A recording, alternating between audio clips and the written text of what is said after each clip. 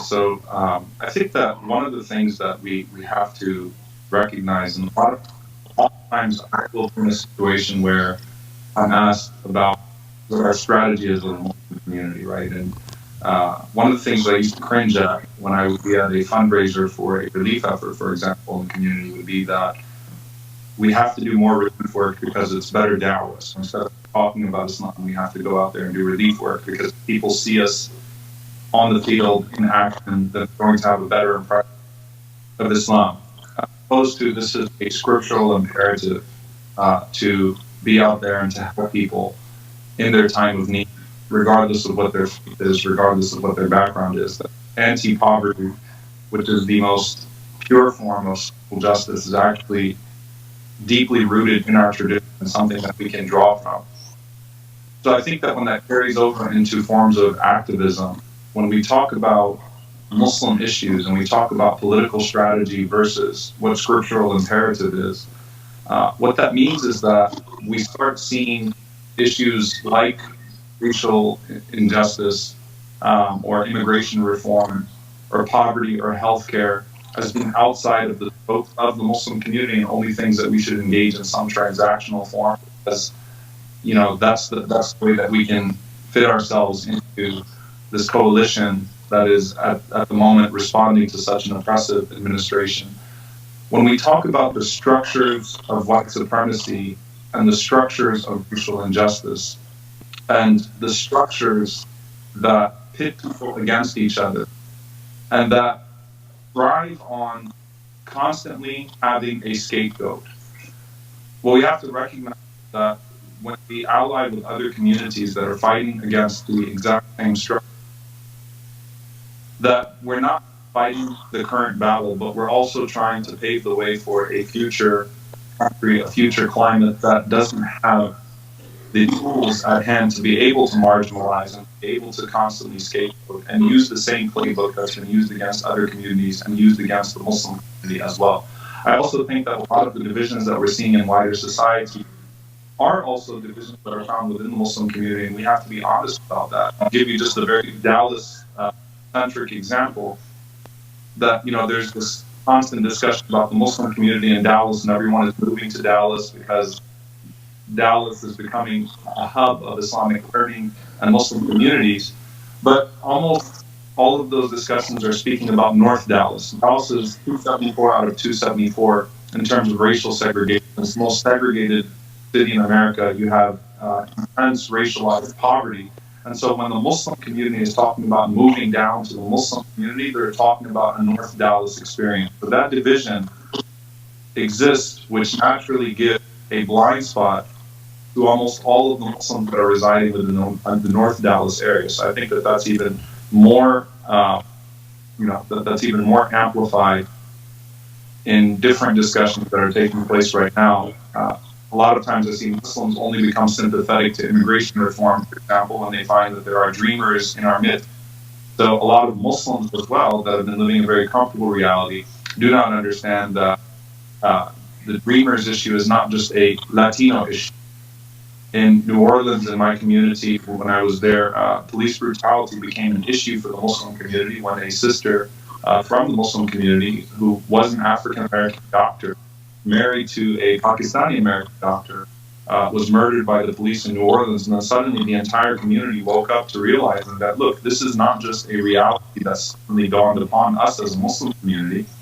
It's just that this has been ignored by certain segments of the Muslim community, and we have to recognize that layers of privilege exist within the Muslim community that allow for certain Muslims to ignore certain elements of that structure that not just marginalizes other groups in America, but has marginalized a significant population of the Muslim community. That's a three-part answer and very profound. I'm going to go ahead and also give a three-part answer and base it on the intentionality element as well. This idea of intentionality, I think you really hit the nail on the head, because I think that a lot of times Muslims, we're sort of viewing ourselves right on this big coming out party to respond to the bigotry that is now so unveiled, not just against our community, but against many communities in the United States. And so sometimes there is just this idea of just diving out there in the public space and pushing back on Islamophobia, and it's not very well thought out. And so I actually want to just build on that idea of intentionality. And I'm going to give an acronym, TDS. Okay, and I hope that people are able to take this and actually think through the next time they're called to engage in a particular form of activism and how sustainable that engagement actually is. So the first one is it true to my faith?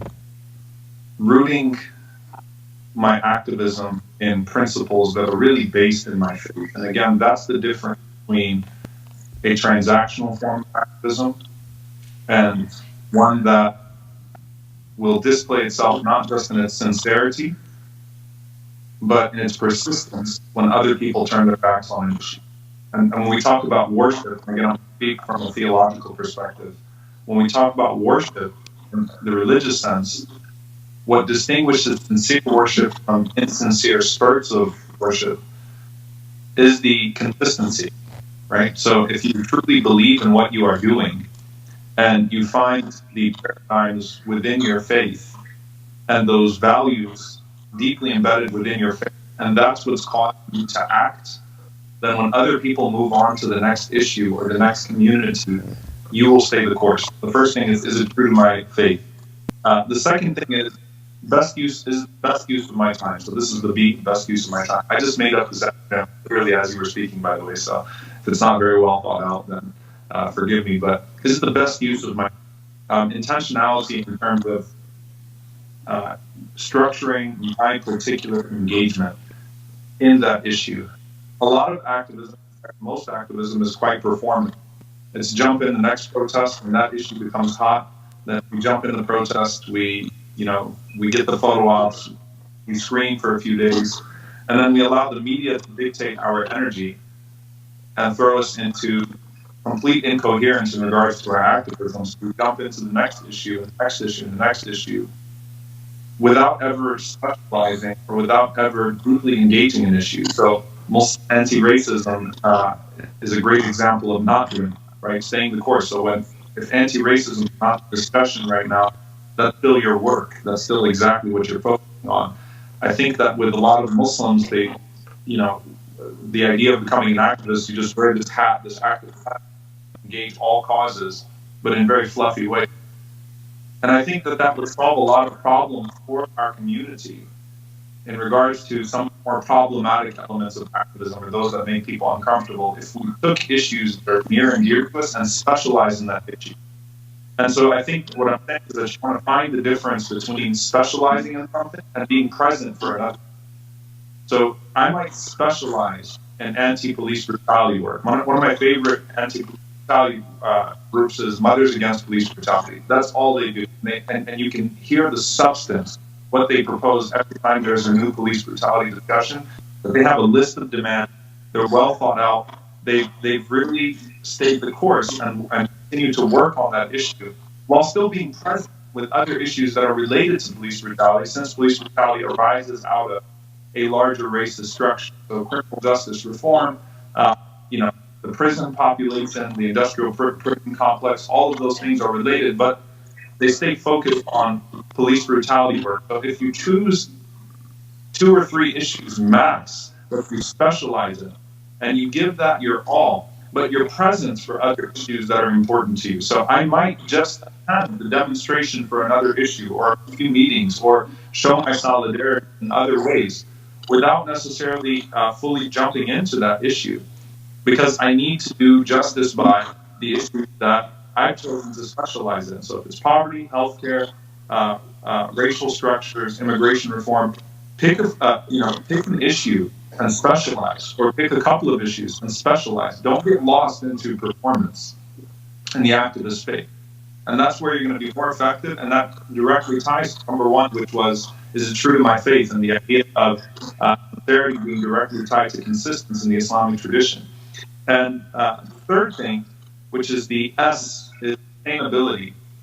The sustainability of my activism is very important. Protest is a spark or it is a symbol, but it is never the end solution, right? So it's a spark or it's a symbol, but it's never the solution. So the sustainability of my work, of my activism, is extremely important. So just like when you try to achieve anything else in life and you put forth a plan, a 1-year plan, a 2-year plan, a 5-year plan, I think it's important to constantly have those discussions, even if they are just with oneself, and think about how sustainable this particular form of activism is.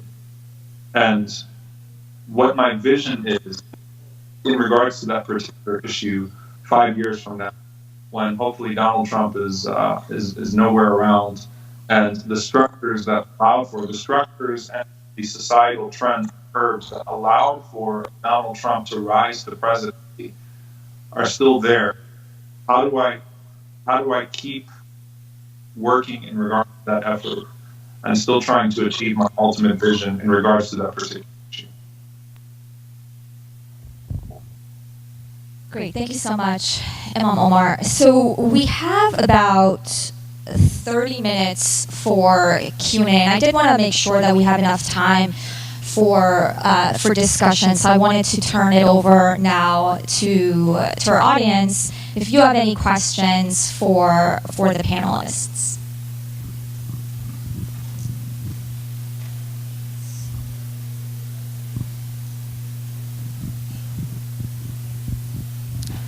So I have a question for any of the panelists. So, he had mentioned specifically Dallas. So one thing that I'm from the South as well. So I was wondering, is there any difference that you guys have noted in how maybe this stuff takes place depending on which region of the United States we are in? I grew up in Canada, very liberal. So the way that you guys speak is often from this area. And he's in Dallas, so that's a different kind of ground reality that he's in. So if someone can maybe speak to that. Imam Omar, I don't know if you wanted to, based on your travels as well, if you've noticed differences. Yeah, I think that's actually, it ties to the deeper conversation about rooting our activism in values, because circumstances might very much so differ in different parts of the country. I mean, historically in this country, in the civil rights movement, there was a northern reality and there was a southern reality. There was the Dr. King reality, there was the Malcolm reality. And that reality is going to look different, not just in regards to a region, but even within a community that lives in the same region, right? And so I think that's why we take the values that are important to us, and then we continue to go back to those values and draw from those values to address the very particular circumstances. So exploitation is wrong. What does exploitation look like in Dallas versus Virginia, right? All of the immigration debate, the immigration discussion. I'm in, and I can't tell you what it does to me. I literally just driving back to my house, I have to drive by this horrific immigration detention center, which is a $48 million detention center, which is being stacked constantly. I see that off the 35 on the highway every time I go to downtown Dallas and come back to my home. So I also should think reasonably, like if there is something that's right in my backyard, that I think I have a greater responsibility to it. So perhaps when I'm thinking about what I'm going to choose to specialize in, then what I will factor into that intentionality in my activism is what's really right in my faith and can't be ignored. And again, that's spiritual, that's spiritual. The whole discussion of zakat in the Islamic tradition, that those that are in your backyard are most deserving of your zakat. That doesn't mean that you ignore that which isn't in your backyard. That means that maybe that's where my best use of time is engaging those issues that are amplified in my region and that remain connected to the other issues that are in other regions in the country and in the world. So I can continue to be present for those issues, but at the same time, I really want to hone in on these things because they're right in my backyard. Yeah, if I can add. We absolutely cannot wait to get Ted Cruz out of Congress, inshallah, God will. But I think that in the emphasis, for example, here in Texas on that race, there are a lot of other races, like Attorney General and state representative offices. Very important races that are overshadowed at times. And this sort of speaks to the presidential election versus the midterm engagement. And I think that even within the midterms, sometimes have a race that just dominates all the other races, and people don't do their due diligence, not just in learning about the other candidates, but at the same time engaging the other candidates that are running for other offices that are maybe as important as the offices that are dominating the spotlight. So I think that that's the first thing that I mentioned is don't let one race dominate all, and one election, one candidacy be the entire focus of work. We have to engage all of those candidates. Second level, I think, is that as Muslims, we have to be very careful not to accept candidates that will be good on our issues, but at the same time marginalize other communities. So I've seen this at many prominent functions where there will be a certain, and I'm not saying we should be completely partisan, but there will be a certain Republican candidate would show up and that would say great things about the Muslim community, but that would still be dedicated to the same structures that we're mentioning here, the structures, and be at the forefront of marginalizing other communities, but be willing to engage in the photo op with the Muslim community only behind closed doors, only for our consumption of the Muslim community, just to get those extra votes, that padding votes, and then completely disappear. And I've seen Muslims far too readily accept those types of politicians coming to our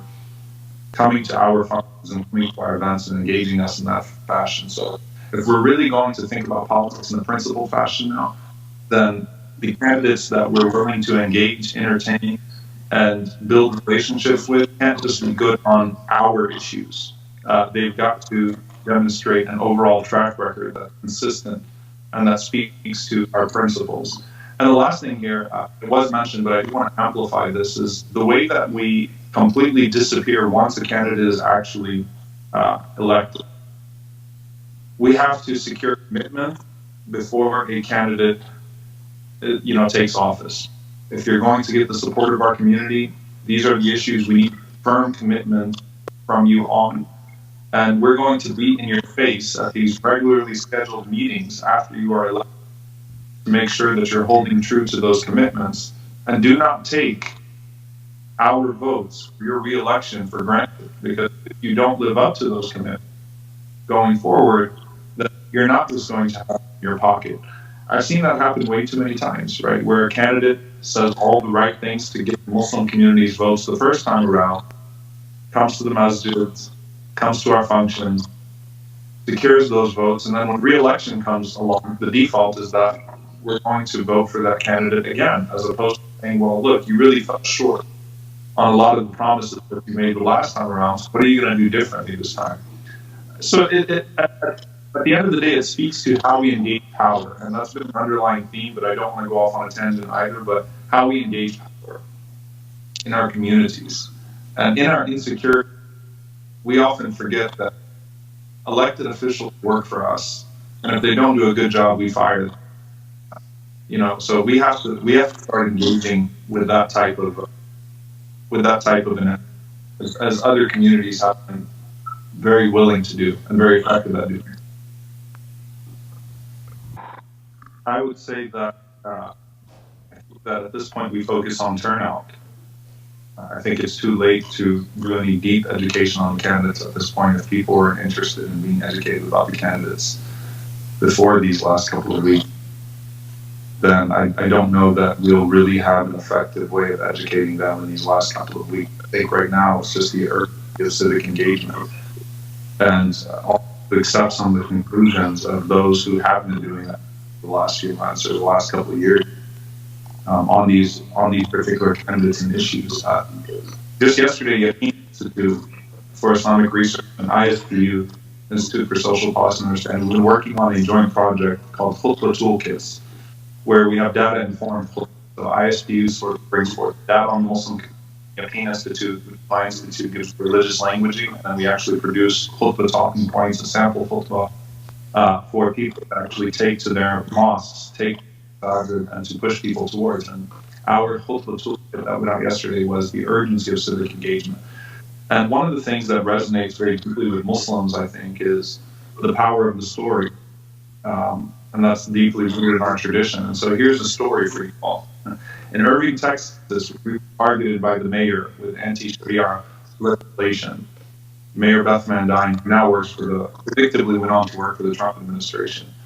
All 5 city council members who voted in favor of that resolution targeted the Muslim community for cheap political points. We were able to effectively vote out each and every one of them. But the 5th candidate came down to a very interesting moment where it came down to one provisional ballot. And this is something that you just can't make up.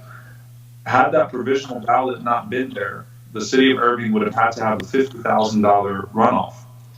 That provisional ballot was cast by a 19-year-old Muslim with disabilities who had to come in a wheelchair to cast that ballot to vote that person out and save the city of Irving from a runoff.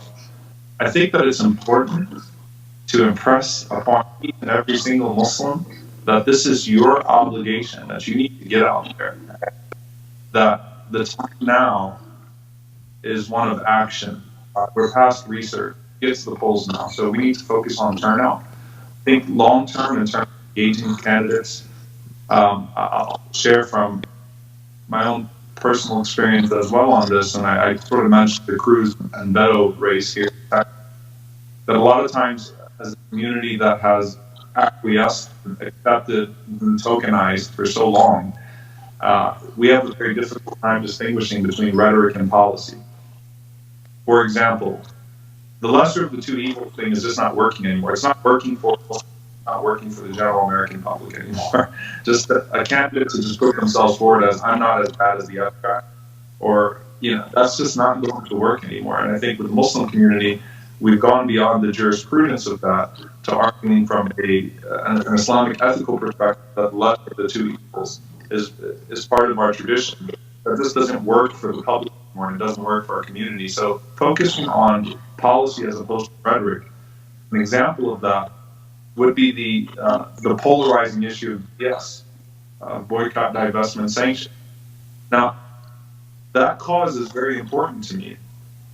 However, I'm not going to expect for a candidate to promote BDS. I'm not going to expect a candidate to be perfect on Palestine. Unfortunately, that's where you see the ethical candidate buckle and suddenly start to read from a script, whereas they've been doing so well without a script on so many other things. So a candidate might be wishy-washy on Israel-Palestine. They might, sprout out the typical, points on Israel being a vibrant democracy and being our greatest ally in the Middle East. And they might even say that the BDS movement contains elements of anti-Semitism and is a problematic movement. But at the end of the day, I sit that candidate down. Are you going to protect my right to boycott? Are you going to protect my right to BDS? Are you going to protect our institutions when they endorse and sign on to the BDS movement at religious groups like the Episcopal Church and the Presbyterian Church before it's not done? Are you going to protect that right to boycott? If you are not, you will not get my vote. So you might be wishy-washy on the discussion, and you might even say that you're personally opposed to BDS, and you still get my vote. But I cannot endorse a platform that would criminalize BDS, for example. So I think that we have to sort between policy and that takes research and engagement, which quite frankly, I think going into these last couple of weeks, we really have time for now. So we have to impress upon our community voter turnout at this point and trust that they're going to make a decision.